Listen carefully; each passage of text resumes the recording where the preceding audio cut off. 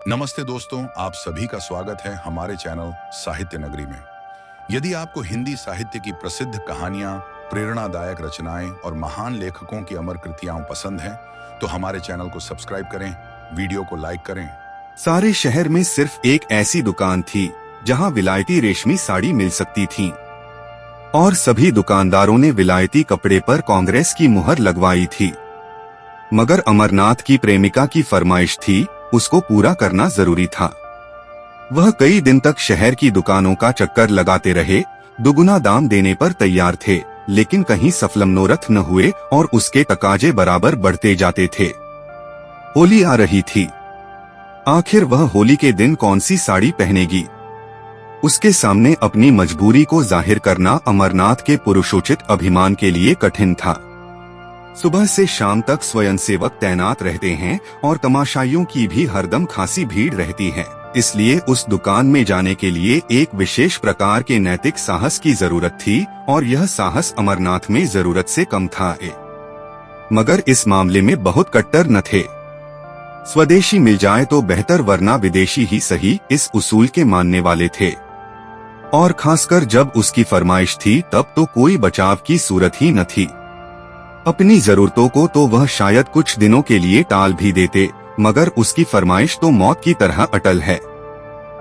उससे मुक्ति कहाँ? तय कर लिया कि आज साड़ी जरूर लाएंगे। कोई क्यों रुके? किसी को रोकने का क्या अधिकार है? माना स्वदेशी का इस्तेमाल अच्छी बात है, लेकिन किसी को जबरदस्ती करने का क्या हक है? यूं दिल को मजबूत करके वह शाम को दुकान पर पहुंचे। देखा तो 5 वॉलंटियर पिकेटिंग कर रहे हैं और दुकान के सामने सड़क पर हजारों तमाशाई खड़े हैं। सोचने लगे, दुकान में कैसे जाएं? कई बार कलेजा मजबूत किया और चले, मगर बरामदे तक जाते जाते हिम्मत ने जवाब दे दिया। संयोग से एक जान पहचान के पंडित जी मिल गए। उनसे पूछा, क्यों भाई, यह धरना कब तक रहेगा? शाम तो हो गई। पंडित जी ने कहा, इन सिरफिरों को सुबह और शाम से क्या मतलब? जब तक दुकान बंद न हो जाएगी, यहाँ से न टलेंगे। कहिए, कुछ खरीदने को इरादा है? आप तो रेशमी कपड़ा नहीं खरीदते। अमरनाथ ने विवशता की मुद्रा बनाकर कहा, मैं तो नहीं खरीदता, मगर औरतों की फरमाइश को कैसे टालूं? पंडित जी ने मुस्कुराकर कहा, वाह, इससे ज्यादा आसान तो कोई बात नहीं। औरतों को भी चकमा नहीं दे सकते? 100 ही लहजार बहाने हैं। अमरनाथ, आप ही कोई हीला सोचिए। पंडित जी, सोचना क्या है, यहाँ रात दिन यही किया करते हैं। 150 हीले हमेशा जेबों में पड़े रहते हैं। औरत ने कहा, हार बनवा दो। कहा, आज ही लो। 2-4 रोज के बाद कहा, सुनार माल लेकर चंपत हो गया। यह तो रोज का धंधा है भाई। औरतों का काम फरमाइश करना है, मर्दों का काम उसे खूबसूरती से टालना है। अमरनाथ, आप तो इस कला के पंडित मालूम होते हैं। पंडित जी, क्या करे भाई, आबरू तो बचानी ही पड़ती है। सूखा जवाब दें तो शर्मिंदगी अलग हो। आप एक काम कीजिए। यह तो आपने कहा ही होगा कि आजकल पिकेटिंग है। अमरनाथ, हाँ, यह तो बहाना कर चुका भाई, मगर वह सुनती ही नहीं। कहती है, क्या विलायती कपड़े दुनिया से उठ गए, मुझसे चले हो उड़ने? पंडित जी, तो मालूम होता है, कोई धुन की पक्की औरत है। अच्छा, तो मैं एक तरकीब बताऊं। एक खाली कार्ड का बक्स ले लो, उसमें पुराने कपड़े जलाकर भर लो। जाकर कह देना, मैं कपड़े लिए आता था, वॉलंटियरों ने छीनकर जला दिए।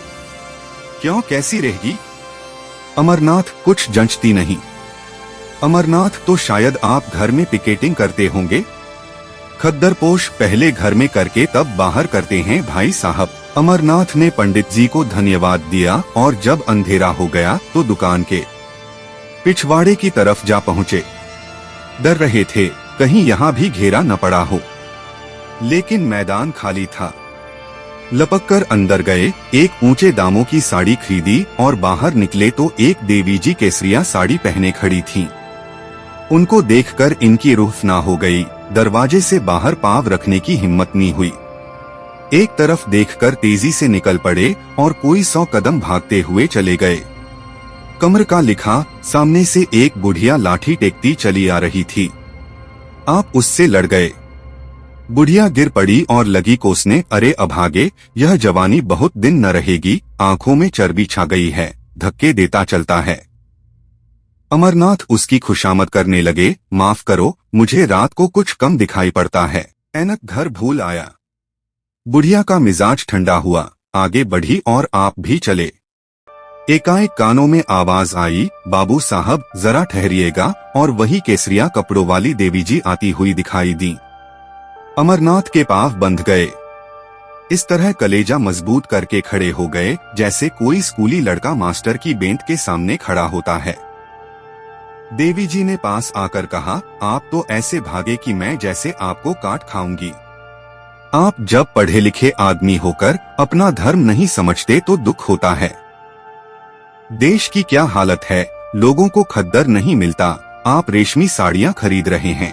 अमरनाथ ने लज्जित होकर कहा, मैं सच कहता हूँ देवी जी, मैंने अपने लिए नहीं खरीदी, एक साहब की फरमाइश थी। देवी जी ने झोली से एक चूड़ी निकालकर उनकी तरफ बढ़ाते हुए कहा, ऐसे हीले रोज ही सुना करती हूँ, या तो आप उसे वापस कर दीजिए या लाइए हाथ में चूड़ी पहना दूं।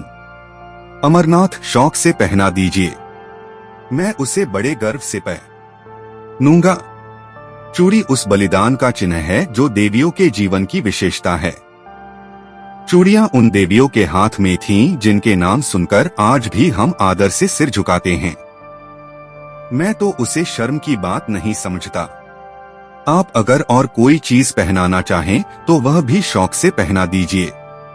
नारी पूजा की वस्तु है, उपेक्षा की नहीं। अगर स्त्री जो कौम को पैदा करती हैं, चूड़ी पहनना अपने लिए गौरव की बात समझती है, तो मर्दों के लिए चूड़ी पहनाना क्यों शर्म की बात हो। देवी जी को उनकी इस निर्लज्जता पर आश्चर्य हुआ, मगर वह इतनी आसानी से अमरनाथ को छोड़ने वाली न थी। बोली, आप बातों के शेर मालूम होते हैं। अगर आप हृदय से स्त्री को पूजा की वस्तु मानते हैं तो मेरी यह विनती क्यों नहीं मान जाते। अमरनाथ, इसलिए कि यह साड़ी भी एक स्त्री की फरमाइश है। देवी, अच्छा चलिए, मैं आपके साथ चलूंगी, जरा देखूं आपकी देवी जी किस स्वभाव की स्त्री हैं। अमरनाथ का दिल बैठ गया। बेचारा अभी तक बिना ब्याहा था, इसलिए नहीं कि उसकी शादी न होती थी, बल्कि इसलिए कि शादी को वह एक आजीवन कारावास समझता था। मगर वह आदमी रसिक स्वभाव के थे। शादी से अलग रहकर भी शादी के मजों से अपरिचित न थे। उनकी नजर ने मालती को चुना था जिसकी शहर में घूम थी। इधर 1.5-2 साल से वह इसी खलिहान के दाने चुना करते थे। देवी जी के आग्रह ने उन्हें थोड़ी देर के लिए उलझन में डाल दिया था। ऐसी शर्मिंदगी उन्हें जिंदगी में कभी न हुई थी। बोले, आज तो वह एक न्योते में गई हैं, घर में न होंगी। देवी जी ने अविश्वास से हंसकर कहा, तो मैं समझ, यह आपकी देवी जी का कसूर नहीं, आपका कसूर है। अमरनाथ ने लज्जित होकर कहा, मैं आपसे सच कहता हूँ, आज वह घर पर नहीं। देवी ने कहा, कल आ जाएंगी। अमरनाथ बोले, हाँ, कल आ जाएंगी। देवी, तो आप यह साड़ी मुझे दे दीजिए और कल यहीं आ जाइएगा, मैं आपके साथ चलूंगी। मेरे साथ 2-4 बहनें भी होंगी। अमरनाथ ने बिना किसी आपत्ति के वह साड़ी देवी जी को दे दी और बोले, बहुत अच्छा, मैं कल आ जाऊंगा। मगर क्या आपको मुझ पर विश्वास नहीं है, जो साड़ी की जमानत जरूरी है। देवी जी ने मुस्कुराकर कहा, सच्ची बात तो यही है कि मुझे आप पर विश्वास नहीं।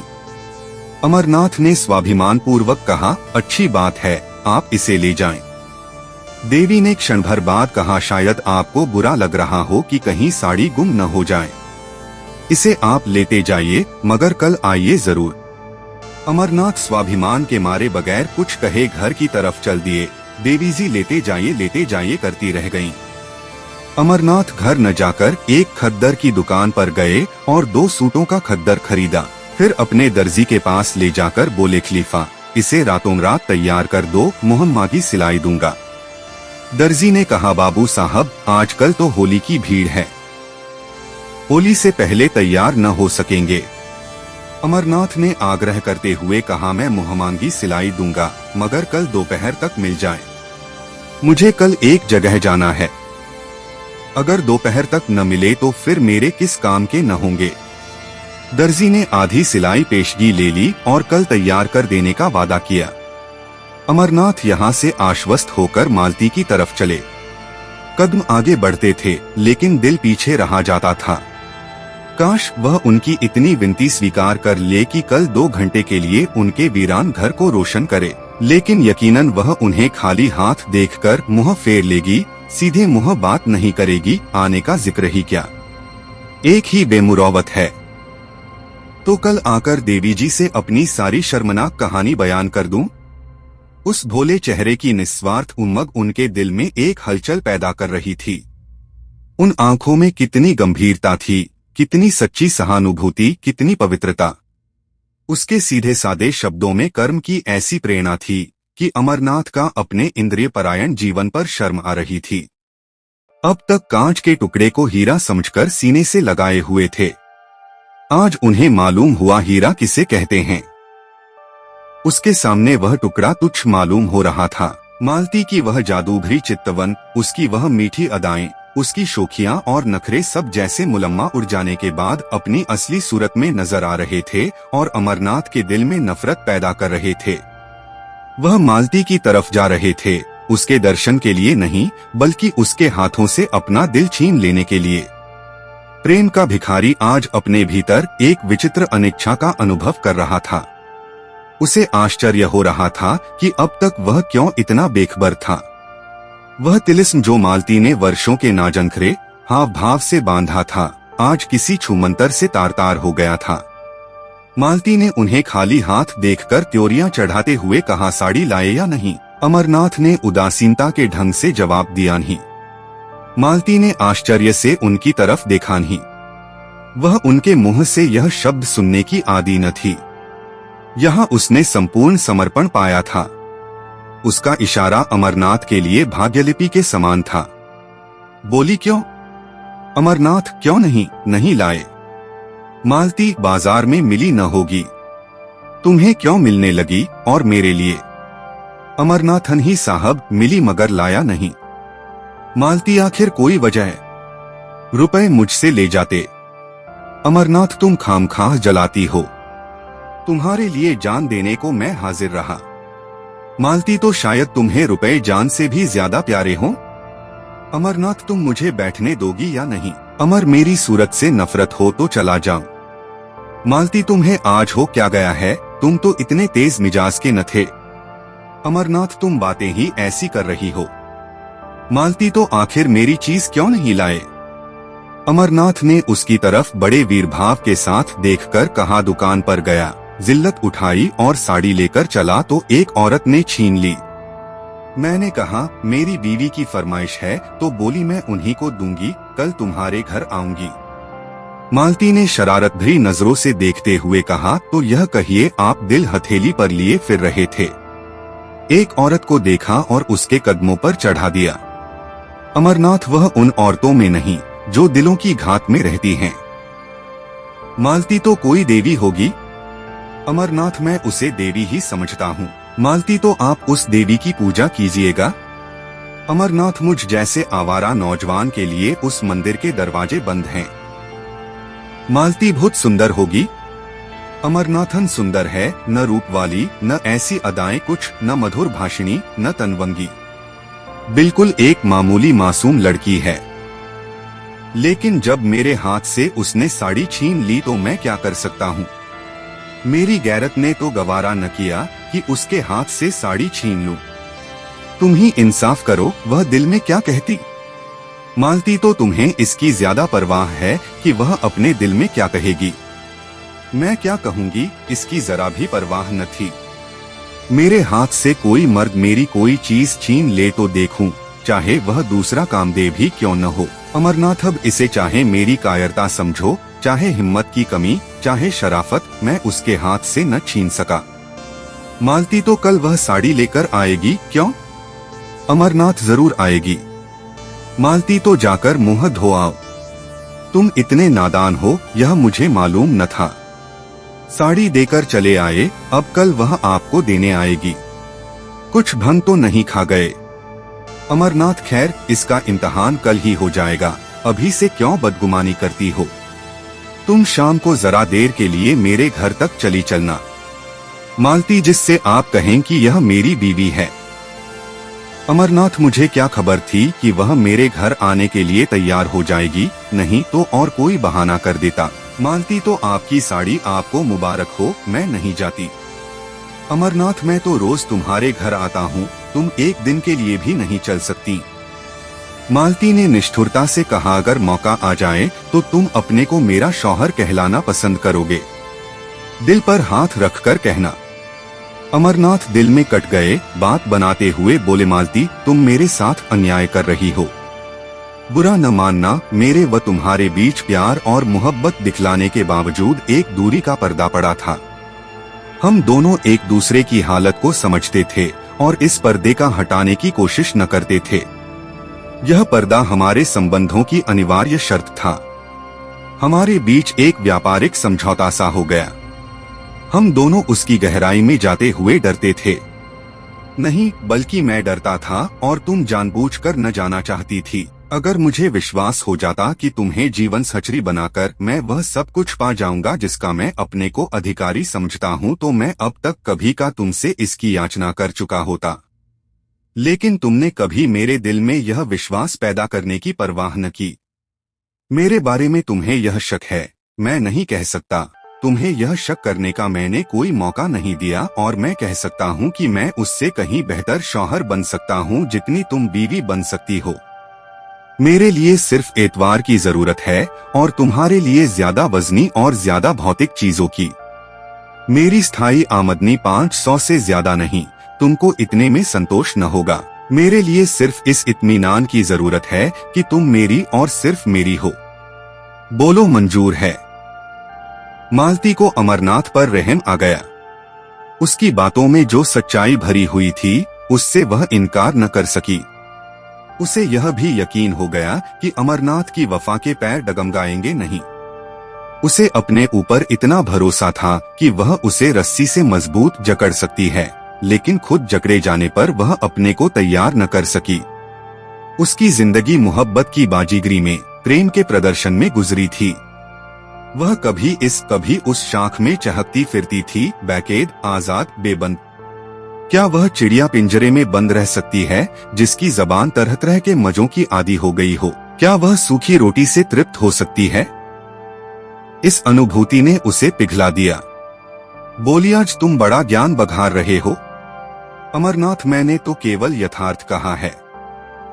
मालती, अच्छा, मैं कल चलूंगी, मगर 1 घंटे से ज्यादा वहां न रहूंगी। अमरनाथ का दिल शुक्रिया से भर उठा। बोला, मैं तुम्हारा बहुत कृतज्ञ हूँ मालती। अब मेरी आबरू बच जाएगी, नहीं तो मेरे लिए घर से निकलना मुश्किल हो जाता है। अब देखना यह है कि तुम अपना पार्ट कितनी खूबसूरती से अदा करती हो। मालती, उसकी तरफ से तुम इत्मीनान रखो। ब्याह नहीं किया मगर बरातें देखी हैं। मगर मैं डरती हूँ कहीं तुम मुझसे दगा न कर रहे हो। मर्दों का क्या एतबार? अमरनाथ ने निश्चल भाव से कहा, नहीं मालती, तुम्हारा संदेह निराधार है। अगर यह जंजीर पैरों में डालने की इच्छा होती तो कभी का डाल चुका होता। फिर मुझसे वासना के बंदों का वहां गुजर ही कहाँ। दूसरे दिन अमरनाथ 10 बजे ही दर्जी की दुकान पर जा पहुँचे और सिर पर सवार होकर कपड़े तैयार कराए। फिर घर आकर नए कपड़े पहने और मालती को बुलाने चले। वहां देर हो गई। उसने ऐसा तनाव सिंगार किया कि जैसे आज बहुत बड़ा मोर्चा जितना है। अमरनाथ ने कहा, वह ऐसी सुंदरी नहीं है जो तुम इतनी तैयारियां कर रही हो। मालती ने बालों में कंघी करते हुए कहा, तुम इन बातों को नहीं समझ सकते, चुपचाप बैठे रहो। अमरनाथ, लेकिन देर जो हो रही है। मालती, कोई बात नहीं। भय की उस सहज आशंका ने, जो स्त्रियों की विशेषता है, मालती को और भी अधिक सतर्क कर दिया था। अब तक उसने कभी अमरनाथ की ओर विशेष रूप से कोई कृपा न की थी। वह उससे काफी उदासीनता का बर्ताव करती थी। लेकिन कल अमरनाथ की भंगिमा से उसे एक संकट की सूचना मिल चुकी थी और वह उस संकट का अपनी पूरी शक्ति से मुकाबला करना चाहती थी। शत्रु को तुच्छ और अपदार्थ समझना स्त्रियों के लिए कठिन है। आज अमरनाथ को अपने हाथ से निकलते वह अपनी पकड़ को मजबूत कर रही थी।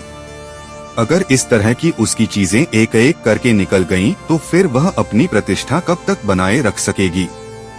जिस चीज पर उसका कब्जा है उसकी तरफ कोई आंख ही क्यों उठाए। राजा भी तो एक एक अंगुल जमीन के पीछे जान देता है। वह इस नए शिकारी को हमेशा के लिए अपने रास्ते से हटा देना चाहती थी, उसके जादू को तोड़ देना चाहती थी। शाम को वह परी जैसी अपनी नौकरानी और नौकर को साथ लेकर अमरनाथ के घर चली। अमरनाथ ने सुबह 10 बजे तक मर्दाने घर को जनानेपन का रंग देने में खर्चा किया था। ऐसी तैयारियां कर रखी थीं जैसे कोई अफसर मुआयना करने वाला हो। मालती ने घर में पैर रखा तो उसकी सफाई और सजावट देखकर बहुत खुश हुई। जनाने हिस्से में कई कुर्सियां रखी थीं। बोली, अब लाओ अपनी देवी जी को, मगर जल्द आना, वरना मैं चली जाऊंगी। अमरनाथ लपके हुए विलायती दुकान पर गए। आज भी धरना था, तमाशाइयों की वही भीड़, वहां देवी जी नहीं। पीछे की तरफ गए तो देवी जी एक लड़की के साथ उसी भेष में खड़ी थीं। अमरनाथ ने कहा, माफ कीजिएगा, मुझे देर हो गई, मैं आपके वादे की याद दिलाने आया हूँ। देवी जी ने कहा, मैं तो आपका इंतजार कर रही थी। चलो सुमित्रा, जरा आपके घर हो आएं। कितनी देर है? अमरनाथ बहुत पास है, एक तांगा कर लूंगा। 15 मिनट में अमरनाथ दोनों को लिए घर पहुंचे। मालती ने देवी जी को देखा और देवी जी ने मालती को। एक किसी रईस का महल था, आलीशान, दूसरी किसी फकीर की कुटिया थी, छोटी सी तुच्छ। रईस के महल में आडंबर और प्रदर्शन था, फकीर की कुटिया में सादगी और सफाई। मालती ने देखा, भोली लड़की है जिसे किसी तरह सुंदर नहीं कह सकते, पर उसके भोलेपन और सादगी में जो आकर्षण था उससे वह प्रभावित हुए बिना न रह सकी। देवी जी ने भी देखा, एक बनी संवरी बेधड़क और घमंडी औरत है जो किसी न किसी वजह से उस घर में अजनबी सी मालूम हो रही है, जैसे कोई जंगली जानवर पिंजरे में आ गया हो। अमरनाथ सिर झुकाए मुजरिमों की तरह खड़े थे और ईश्वर से प्रार्थना कर रहे थे कि किसी तरह आज पर्दा रह जाए। देवी ने आते ही कहा, भन, आप भी सिर से पांव तक विदेशी कपड़े पहने हुई हैं? मालती ने अमरनाथ की तरफ देखकर कहा, मैं विदेशी और देशी के फेर में नहीं पड़ती, जो यह लाकर देते हैं वह पहनती हूँ। लाने वाले हैं ये, मैं थोड़े ही बाजार जाती हूँ। देवी ने शिकायत भरी आंखों से अमरनाथ की तरफ देखकर कहा, आप तो कहते थे यह इनकी फरमाइश है, मगर आप ही का कसूर निकल आया। मालती, मेरे सामने इनसे कुछ मत कहो। तुम बाजार में भी दूसरे मर्दों से बातें कर सकती हो, जब वह बाहर चले जाएं तो जितना चाहे कह सुन लेना। मैं अपने कानों से नहीं सुनना चाहती। देवी जी, मैं कुछ कहती नहीं, और बहन जी, मैं कह ही क्या कर सकती हूँ, कोई जबरदस्ती तो है नहीं, बस विनती कर सकता हूँ। मालती, इसका मतलब यह है कि इन्हें अपने देश की भलाई का जरा भी ख्याल नहीं, उसका ठेका तुम ही ने ले लिया है। पढ़े लिखे आदमी हैं, 10 आदमी इज्जत करते हैं, अपना नफा नुकसान समझ सकते हैं। तुम्हारी क्या हिम्मत कि उन्हें उपदेश देने बैठो, या सबसे ज्यादा अक्लमंद तुम ही हो। देवी जी, आप मेरा मतलब गलत समझ रही हैं बहन। मालती, हाँ, गलत तो समझूंगी ही, इतनी अक्ल कहाँ से लाऊं कि आपकी बातों का मतलब समझूं। जहाँ चाहे आए जाएं, जिससे चाहे हंसे बोलें, घर में कोई पूछता नहीं तो जेल खाने का भी क्या डर। मैं इसे हुड़दंगापन समझती हूँ जो शरीफों की बहू बेटियों को शोभा नहीं देता। अमरनाथ दिल में कटे जा रहे थे, छिपने के लिए बिल ढूंढ रहे थे। देवी की पेशानी पर जरा बल न था, लेकिन आंखें डबडबा रही थीं। अमरनाथ ने मालती से जरा तेज स्वर में कहा, क्यों खामखा किसी का दिल दुखाती हो? यह देवियां अपना ऐश आराम छोड़कर यह काम कर रही हैं, क्या तुम्हें इसकी बिल्कुल खबर नहीं? मालती, रहने दो, बहुत तारीफ न करो। जमाने का रंग ही बदला जा रहा है। मैं क्या करूंगी और तुम क्या करोगे? तुम अगर 2-4 शादियां कर सकते हो तो औरत क्यों न करें? सच्ची बात यह है, अगर आंखें हैं तो अब खोलकर देखो। मुझे वह आजादी न चाहिए। यहाँ तो लाज ढोते हैं और मैं शर्महिया को अपना सिंगार समझती हूँ। देवी जी ने अमरनाथ की तरफ फरियाद की आंखों से देखकर कहा, भन ने औरतों को जलील करने की कसम खा ली है। मैं बड़ी बड़ी उम्मीदें लेकर आई थी, मगर शायद यहाँ से नाकाम जाना पड़ेगा। अमरनाथ ने वह साड़ी उसको देते हुए कहा, नहीं, बिल्कुल नाकाम तो आप नहीं जाएंगी। हाँ, जैसी कामयाबी की आपको उम्मीद थी वह न होगी। मालती ने डपटते हुए कहा, वह मेरी साड़ी है, तुम उसे नहीं दे सकते। अमरनाथ ने शर्मिंदा होते हुए कहा, अच्छी बात है, न दूंगा। देवी जी, ऐसी हालत में तो शायद आप मुझे माफ करेंगी। देवी जी चली गई तो अमरनाथ ने त्योरिया बदलकर कहा, यह तुमने आज मेरे मुंह में कालिख लगा दी। तुम इतनी बदतमीज और बदजबान हो, मुझे मालूम न था। मालती ने रोषपूर्ण स्वर में कहा, तो अपनी साड़ी उसे दे देती। मैंने ऐसी कच्ची गोलियां नहीं खेली। अब तो बदतमीज भी हूँ, बदजबान भी। उस दिन इन बुराइयों में से एक भी न थी जब मेरी जूतियां सीधी करते थे। इस छोकरी ने मोहिनी डाल दी। जैसी रूह वैसे फरिश्ते, मुबारक हो। यह कहती हुई मालती बाहर निकली। उसने समझा था जबान चलाकर और ताकत से वह उस लड़की को उखाड़ फेंकेगी, लेकिन जब मालूम हुआ कि अमरनाथ आसानी से काबू में आने वाला नहीं, तो उसने फटकार बताई। अमरनाथ उसके साथ दरवाजे तक आए। जब वह तांगे पर बैठी तो विनती करते हुए बोले, यह साड़ी दे दो न मालती, मैं तुम्हें कल इससे अच्छी साड़ी ला दूंगा। मगर मालती ने रूखेपन से कहा, यह साड़ी तो अब लाख रुपए पर भी नहीं दे सकती। अमरनाथ ने त्योरियां बदलकर जवाब दिया, अच्छी बात है, ले जाओ, मगर समझ लो यह मेरा आखिरी तोहफा है। मालती ने होंठ चढ़ाकर कहा, इसकी परवाह नहीं, तुम्हारे बगैर मैं मर नहीं जाऊंगी, इसका तुम्हें यकीन दिलाती हूँ।